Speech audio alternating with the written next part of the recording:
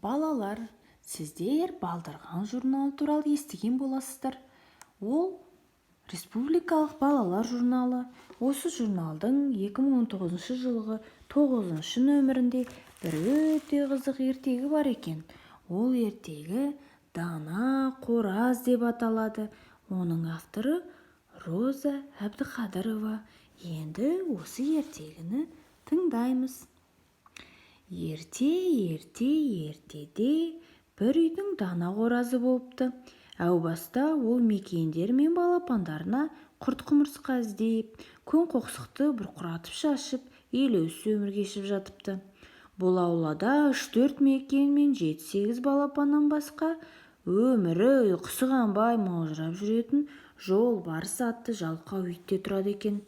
Бір күні жолбарыс үйілген ағаштың бұрышында боздап отырады.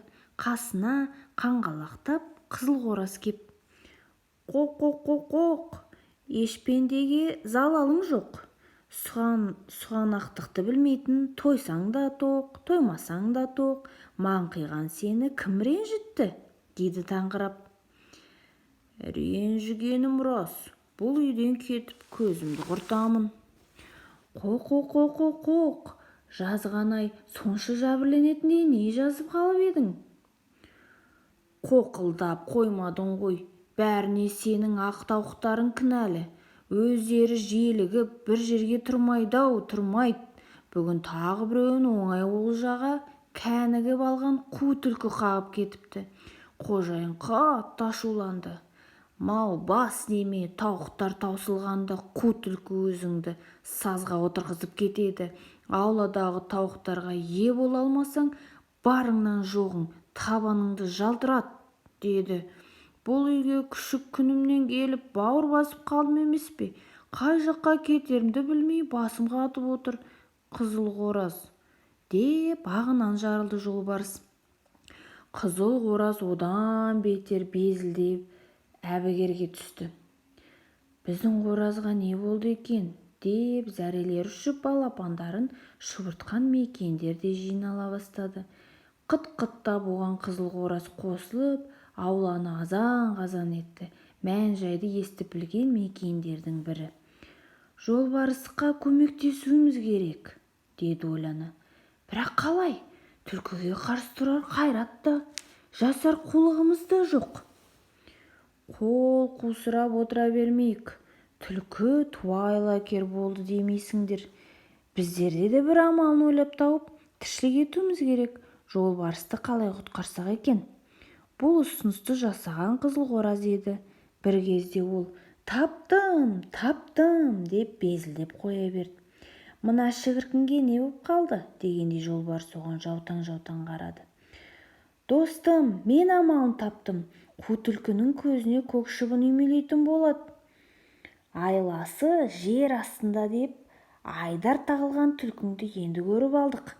Алыстан орағытпай айтсаңшы бірден», деді жолбарыс шыдамсыздана. «Тыңда, түлкінің тауық етін жақсы көретіні рас қой. Рас, бұдан былай тауық көрсе, тау айнала қашатындай болады». «Па, шіркін!» Жолбарыстың қызыл қоразға тіптен жыны келді. Шоқиып отырған жерінен көтеріліп кетуге ыңғайланды. «Тоқта, достым, түкеңе біз мынандай айла жасаймыз.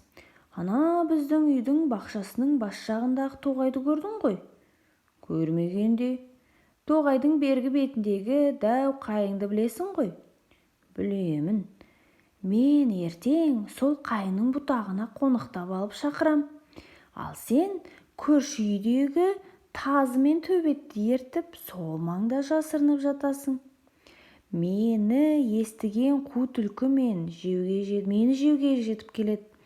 Сол кезде сендер оны қаумалап ұстайсыңдар. Сонда қожайын сенің ерлігіңе таң қалып кешірім жасайды». «Ей, қораз, мына бір ұсынысың жаны бар тәрізді.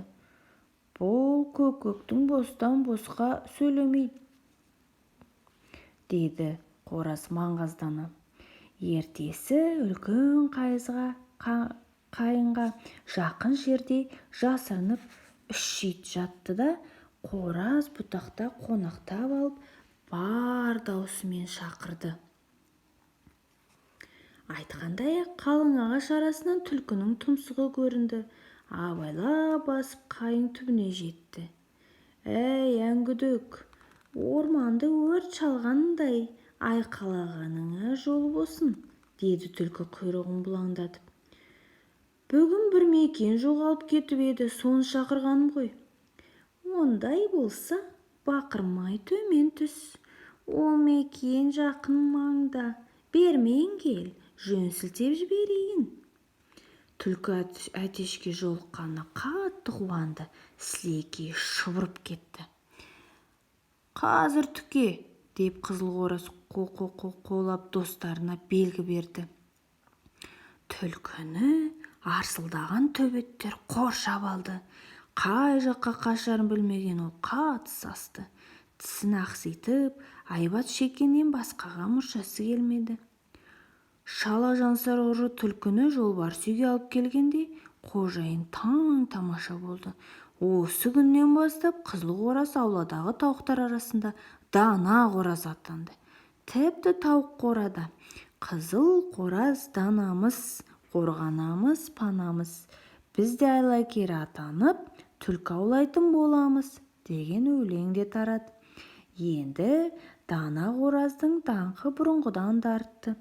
Дана қораз: «Керек десеңдер, қасқырды қанжығаларыңа байлап, жолбарысты жетектетіп беруге де құлығым жетеді», дейтінді шығарды.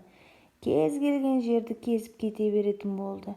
Жаңашырлықпен айтылған ескертулердің құлағына ілмейтін халге жетті. Сөйтіп, күн өткен сайын қораздың даналығынан даңғойлығы артып кетті. Тоғайға барып қыдырып қайтпаса, көңілі көншімейтін. Теректің бұтағына шығып алып, қасқырды да, түлкіні де шақырып едім, жоламады. Мен туралы түгел хабардар болған ұқсайды. Тек аң атаулы менен өлердей сескенеді, деп мақтанатын шығарды. Өстіп даңғойланып жүргенде, ол бірде зым-зия жоғалып кетті. Даңғойдың қандай аңға жолығып, кімге қолды болғаны да белгісіз. Осылай балалар, ертегіміз аяқталды.